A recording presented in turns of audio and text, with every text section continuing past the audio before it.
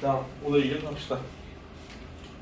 오늘은 지난번 시간에 우리가 했던 게 뭐냐면 자료를 보고서 확률 계산까지 포함해서 어떤 표를 만든 다음에 표를 만들어서 그거에 대해서 평균 구하고 분산 구하고 그 다음에 표준 편차 구하는 거 여기까지 했었죠.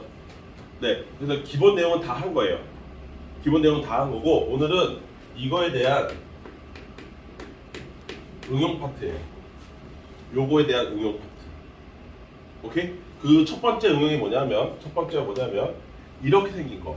x가 아니라 이 x가 아니라 여기가 ax 플러스 b라고 해서 여기에 1차식의 형태를 띄는 거를 얘를 기반으로 해서 얘도 계산이 가능하다. 이제 오늘의 첫 번째 응용이에요. 이런 걸 어떨 때 하냐면 그 실제로 무슨 항구 같은 데 가면은 짐 실는 왜 그 컨테이너 그 운반하는 무슨 배 같은 거 있잖아요. 큰 배들. 그런 거 보면은 거기 단위가 TU라고 써요. 이게 톤 단위를 넘어가는 거예요. 톤 단위를 넘어가는 거에서 단위가 되게 크거든. 근데도 이게 뭐 예를 들어서 배 하나당 무슨 14,000 TU 뭐 이런 식으로 나와요. 그러니까 TU라는 톤보다 더 큰 단위를 쓰면서도 거기서도 숫자가 더 커져 버린 거야.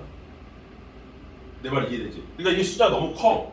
그러니까 이렇게 숫자가 큰 애들이 확률을 계산을 했어. 여기다 PI를 계산을 했어. 그럼 이런 걸 곱하다가 보면은 실수하기가 딱 좋다고. 차라리 14,000을 하느니 14 곱하기 PI를 하고 나중에 1000을 곱해주는 게 낫지 않냐. 이런 식으로 되는 거죠. 그래서 얘를 14 곱하기 1000 이렇게 되면은 이게 자꾸 뒤집어지네.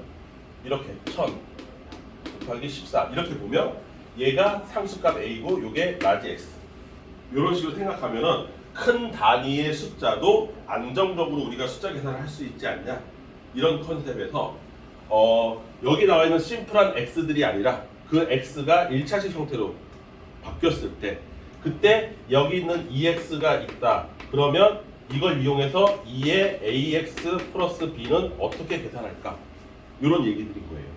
근데 여기 요것만 알면 요걸 빠르고 간편하게 계산할 수 있다 이거죠. 여기까지 이해됐어요? 무슨 말인지. 근데 이것도 유도는 똑같습니다. 유도 할까 말까요? 어차피 시그마 쓰는 거예요. 유도는 똑같아요. 요거 하나만 해볼까요? 2에 AX 플러스 B를 계산한다는 거는 시그마 i가 1에서부터 n까지 이제 변수가 뭐가 됐어요? AXI 플러스 B 거기에 PI 이렇게 된 거잖아요. 변수가. 내 말 이해되죠? 무슨 말인지? 여기 요 X에다가 스몰 xi 하면은 이제 X1, X2, X3 이렇게 갈 거 아닙니까? 우리가 계산했던 뭐 0, 1, 2, 3, 4가 이제 들어갔겠죠. 여기까지 콜? 그리고 A에는 뭐 아까처럼 1000이나 만이나 이런 게 곱해져 있는 거고. 그러면 얘 계산을 하면 일단 얘가 이제 시그마 이거 귀찮아서 그냥 할게요. AXI인데 A 바깥으로 나가고 XI에 PI 이렇게 될 거 아니에요. 그 다음 얘랑 곱한 거는 플러스 B 곱하기 시그마 PI 이렇게 될 거 아닙니까? 유도는 진짜 허접해요. 그러면 얘가 뭐예요? 이게 EX잖아요. 그쵸? 거기에 숫자 붙은 거고 얘가 뭐예요? 이거 합이 1이잖아요. 확률의 합이니까. 그래서 B. 그래서 얘는 이렇게 돼요. 바로 유도가 됩니다. 내 말 이해됐어요? 근데 유도식은 1도 중요하지 않습니다. 우린 써먹기만 하면 돼요. 그래서 변수가 이렇게 바뀌었을 때 기존에 있던 EX에서 요거를 이용하면 얘가 색깔 다르게 A 곱하기 EX를 하고 플러스 B를 해줍니다. 마치 얘가 분배되듯이 바깥으로 기어 나오면 된다. 이거예요. 그 다음 X에서 구한 VX를 이용해서 V에 AX 플러스 B도 여기랑 똑같습니다. 이걸 이렇게 이용하면 돼요. 거기 밑에 아마 마크에는 자세하니까 있을 것 같은데 이게 편차 마이너스 M의 제곱의 PI 편차 제곱의 평균 이렇게 계산해서 이거 이항 시켜가지고 전개 해가지고 하시면 돼요. 그러면 유도가 돼요. 어쨌든 우리는 결론만 중요한 거니까. 유도는 거기 밑에 아마 있지 않을까요? 마플이니까 적어도 설마 없나?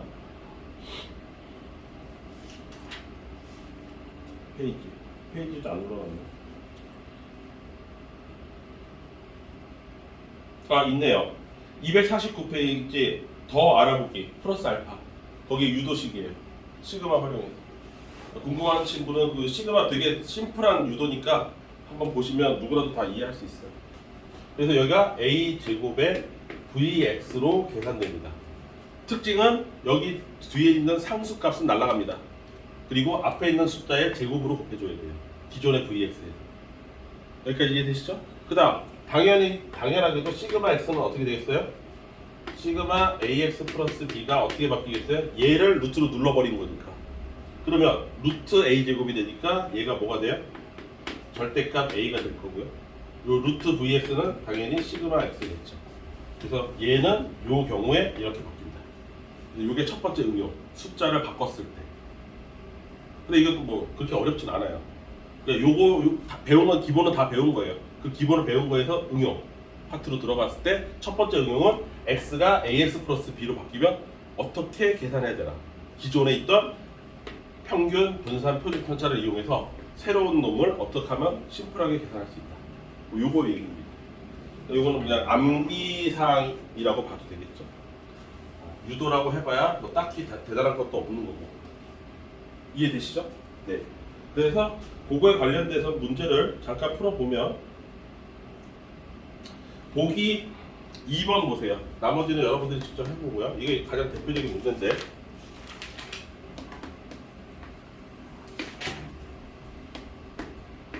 자 이렇게 x로 표가 마련되어 있습니다. 여기가 4분의 1, 2분의 1, 4분의 1 당연히 합은 1이고 이때 x가 이렇다면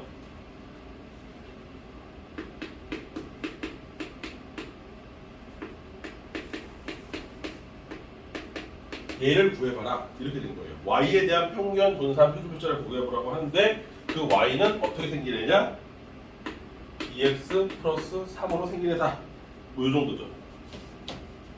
여기까지 이해되세요? 네. 그러면 나는 이거를 직접 구할 필요 없이 여기 x에 관한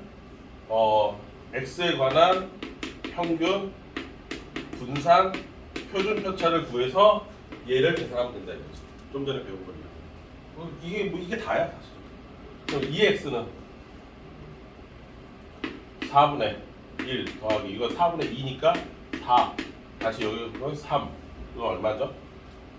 2인가요? 2 이렇게 되는 거고 vx는 제곱의 평균에서 제곱을 해서 곱한 거 4분의 1 제곱해서 곱한 거 2 제곱해서 곱한 거 4분의 9 제곱의 평균에서 평균의 제곱을 빼서 계산하죠. 이거 분산 계산이죠. 그러면 얘는 얼마예요? 4분의 10, 2분의 5 2분의 5에서 2를 더하면 얼마예요? 2분의 9? 맞나요? 아이씨 이렇게 하면 2 플러스 2분의 5에서 빼기 4 마이너스 2니까 2분의 1 이렇게 되겠죠 계산이. 그 다음 얘는 루트 2분의 1 이렇게 되겠죠. 이렇게 됐습니까? 그러면 얘는 이 y는 2 곱하기 2에 플러스 3 그래서 7 얘는 4분의 1 곱하기 이거 제곱이니까 4 곱하기 2분의 1 해서 2 그 다음 시그마는 루트 2분의 2 그래서 루트 2 뭐 이런 식으로 계산하면 되는 거예요.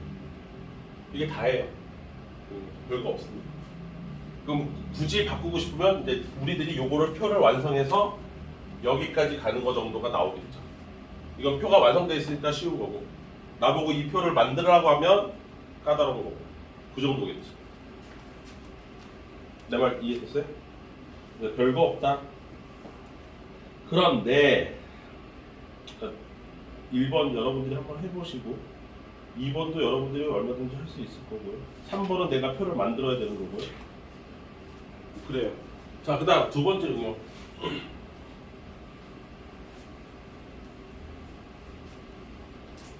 두 번째 응용은 우리가 바로 직전에 확률 맨 마지막에 했던 확률이 혹시 기억나세요? 무슨 확률이었는지? 확률 시스템이 어떻게 되면 첫 번째 단독 사건에 대한 A라는 한 가지 사건에 대한 확률 구하는 거였어요. PA. 그 다음에 사건 두 개로 늘어나서 이거였었어요. 시스템을 좀 기억하고 있어요. A 합집합 B 요거 확률 계산하는 거였고요. 그러고 나서 요 두 개짜리에서 파생돼서 나온 게 이제 조건부 확률이었고요. 이 세상의 모든 사건이 다 조건부 확률에 이게 조건부 확률 왜 배우는 거였어요? 종속 사건이기 때문에 그런 거예요. 앞에 일어난 상황에 영향을 받는 둘의 서로 관계가 그렇기 때문에 조건부로 계산하는 거였거든요. B가 오면 우리 팀의 승률이 내려가고 B가 안 와야 우리 팀의 승률이 올라가고 뭐 이런 거였었죠. 이게 조건부였어. 이 조건부의 반대급부로 나온 게 뭐였어? 독립이었잖아. 기억하시죠? 이게 맨 마지막에 배운 확률이에요. 독립, 서로가 독립일 때.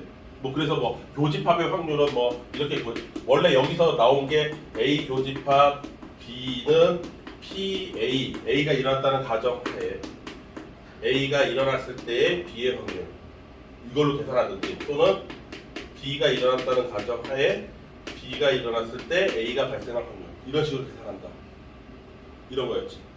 그래서 나왔던 게 뭐야? 오늘 비가 내린다면 우리 팀의 승률은 어떻게 될까?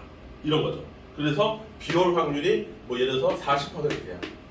그런데 그때 우리 팀의 승률, 비 오는 날에 우리 팀의 승률이 또 40%야. 그럼 만약에 비가 오면 우리 팀의 오늘 승률은 100분의 16, 16%밖에 안 된다. 이렇게 계산하는 거. 그게 이거죠. 비도 오는데 우리 팀이 이겨야 돼요. 비도 오는데 이길 확률. 이걸 이런 식으로 쭉 물 흐르듯이 계산했었죠. 기억나십니까? 네, 이게 조건부였어요. 그런데 독립하면서 나왔던 게 뭐냐면 독립은 특이하게도 두 개 각각의 확률을 곱하기가 가능하면 교집합의 확률 계산이 이게 가능하면 독립이다. 그래서 이걸 독립 판정의 수단으로도 썼잖아요. 기억하시죠? 네, 이때 우리가 독립 사건에